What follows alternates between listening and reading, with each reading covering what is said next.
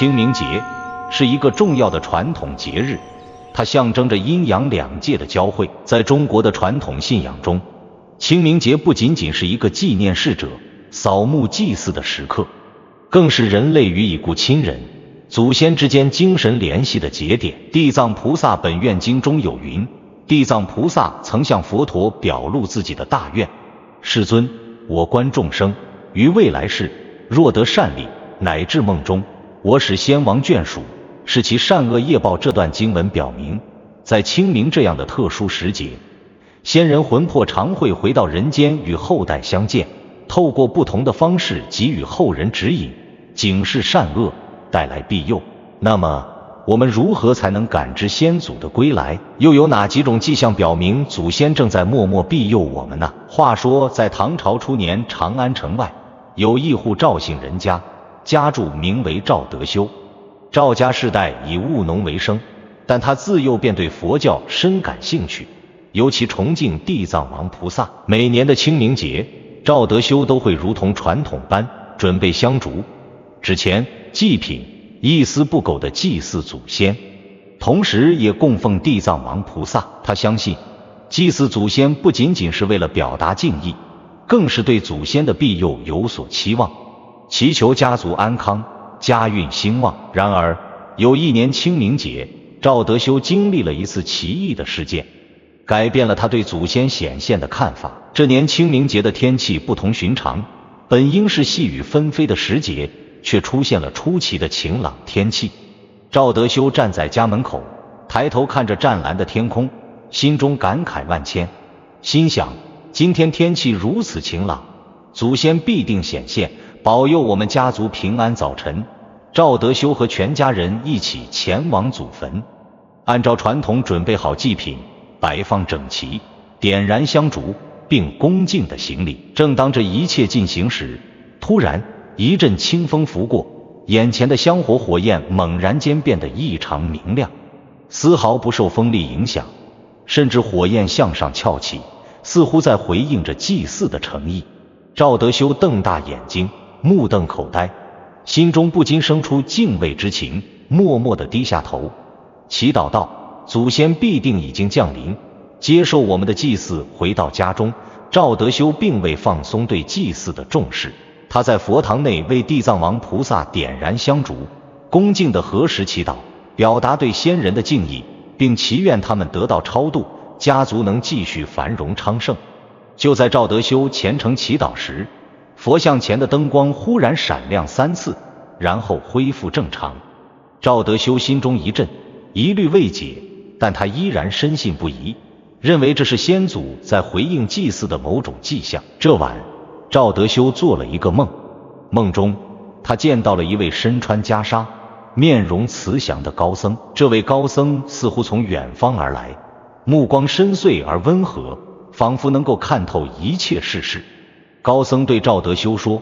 你祖上有德，今日已得善果，他们会保佑你家族平安。赵德修从梦中醒来，心中震动，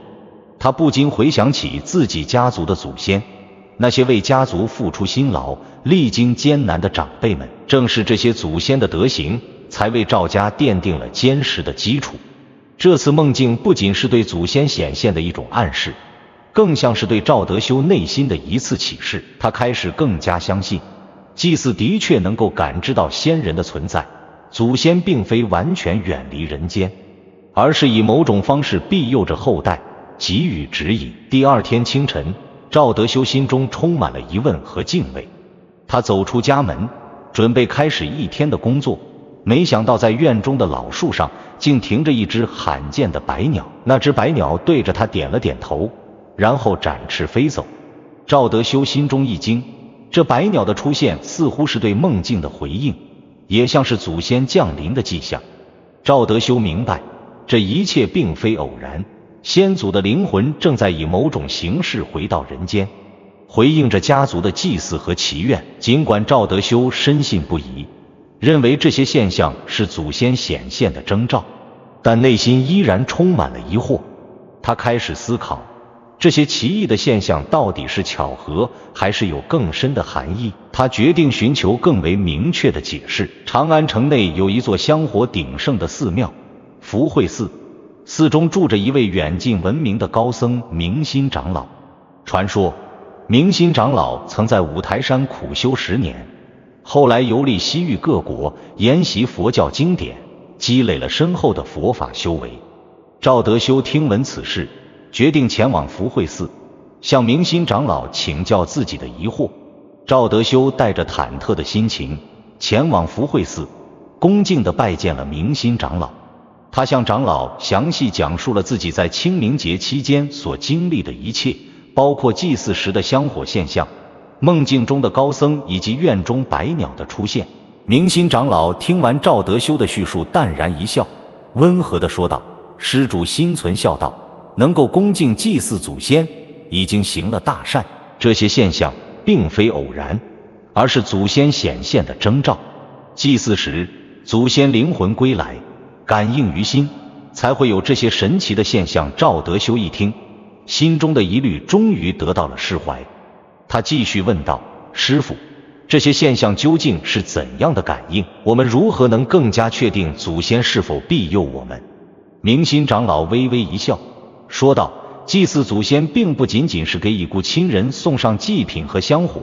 它更深层的意义在于感知祖先的回归和庇佑。祖先显现的方式并不总是直观的，它可以通过不同的方式传递给后代。这些显现的迹象，正是祖先与后代之间精神联系的纽带。”赵德修点了点头，他心中渐渐明白，祭祀的背后有着更深的智慧，不仅仅是为了回忆过去，更多的是通过这种方式来传递家族的文化和精神财富。明心长老继续讲述了更多的迹象，帮助赵德修更好地理解祭祀与祖先庇佑之间的关系。祭祀时，最明显的迹象就是香火旺盛不灭。明心长老说，如果香火的火焰在风中依然明亮，甚至不熄灭，那就意味着先人的灵魂已经到达，接受了后代的祭拜。香火的火焰象征着灵魂的显现，火焰愈加旺盛，说明祖先越发感知到我们的虔诚。赵德修回忆起那次祭祀时香烛火焰不灭的情景，内心渐渐释然。他想到那些曾经一起生活、一起奋斗的祖先，他们为家族的兴旺付出了辛勤的努力，而自己能够继承这一切，实在是一种莫大的福气。明心长老接着说道：“其次，梦中得到指引也是一个常见的迹象。如果你在清明节前后做了与先人相关的梦，尤其是梦中见到已故的亲人或高僧，这种梦境往往是祖先托梦，给你某种指引或告知未来的方向。你梦见的高僧，或许就是祖先通过这种方式显现，告诉你家族的未来将会如何发展。”赵德修思索着自己那次梦中的高僧，心中更加确信这些梦境并非偶然。那位高僧的慈祥面容和温和的声音，仿佛在传递一种深深的关怀和庇佑。梦中的启示让他更加坚定了自己祭祀祖先的信心，也让他开始意识到祖先一直在默默关注家族的未来。第三，家中出现吉祥的征兆。长老继续道：“有些家庭在祭祀后突然出现一些无法解释的吉祥现象，诸如院中百鸟停留、花木无缘无故的盛开等，这些都是祖先回访的征兆。你所见到的那只百鸟，正是祖先的灵魂显现，他在告诉你，祭祀得当，先人回归。”赵德修听到这里，心中充满了敬意。他心中想起院中那只罕见的百鸟，仿佛是先祖亲自来访的象征。他明白，这不仅仅是偶然，而是先祖通过自然的方式传递出家族未来的庇佑。第四，家庭和睦，事业顺遂。明心长老说道：“如果祭祀后家中的纷争减少，家庭成员之间更加和睦，事业也有了意外的进展或好运，那么这些正是祖先在暗中庇佑的体现。你提到赵家生意兴隆，家人健康，这一切都可以看作是祖先对你家族的庇佑。”赵德修此时心中如潮水般涌动，自己家族的繁荣昌盛，确实与祖先的庇佑密不可分。他想起了最近生意的兴隆，家人身体健康，生活越来越顺利，心中不禁充满感激。他明白，祖先在背后默默支持着这一切，自己的成功并不是偶然，而是祖先庇佑的结果。最后也是最重要的，祭祀后家人心生善念，乐于助人。长老最后总结道，如果祭祀后家人心中不自觉地向善，帮助他人，那么这正是祖先最大程度的庇佑。祖先通过这种方式引导后代走向善道，积德行仁，这也是地藏菩萨本愿的意义所在，度尽众生，帮助他们离苦得乐。赵德修听后心中澎湃不已，他回忆起最近家族成员的行为，大家变得更加关心他人，乐于施舍与帮助贫困家庭，他们积极参与慈善，捐款助学，甚至为社会弱势群体修建道路。赵德修感到，这一切的变化正是祖先的庇佑在暗中指引着家族向善。在明心长老的启示下，赵德修彻底理解了祭祀的真正含义。祭祀不仅仅是为了表达对逝去亲人的怀念，它更是一种精神的传承，是家族文化和美德的延续。通过祭祀，后代可以感知祖先的存在，感知祖先对家族的庇佑，而这种庇佑不仅仅体现在物质的繁荣上，更在于精神层面的引导与保护。祭祀是家族延续的纽带，是父母、祖先、后代之间无形的桥梁。赵德修从长老的话语中汲取了巨大的力量，他心中明白，祖先的庇佑并不来自于某种神秘的超自然力量，而是通过祖先所传承的美德，后代通过行善积德才能获得真正的庇佑。祭祀不仅仅是为已故亲人祈福，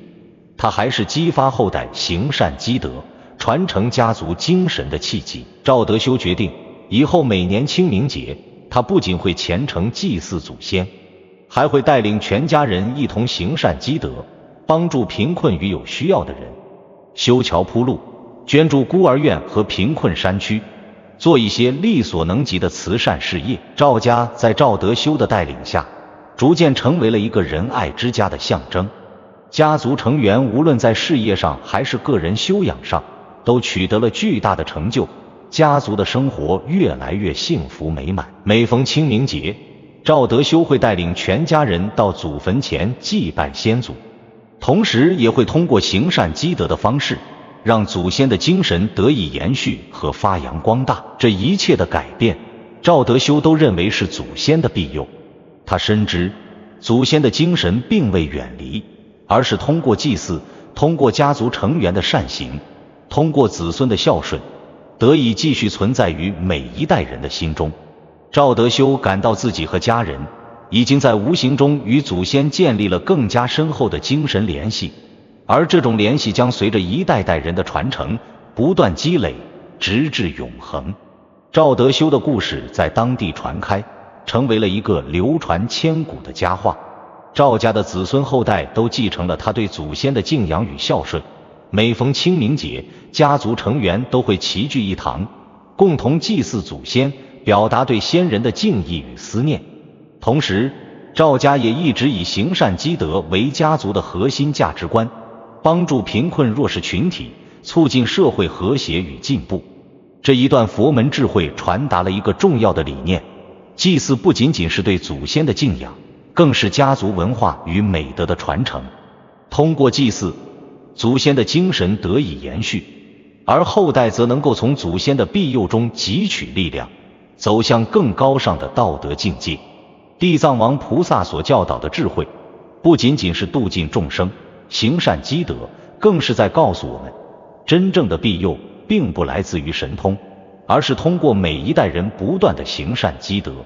才能让家族和社会得以繁荣昌盛，福寿绵长。如果你喜欢佛学内容，记得点击关注和订阅，不错过每一次深刻的分享和启发。让我们一起探索佛法的智慧。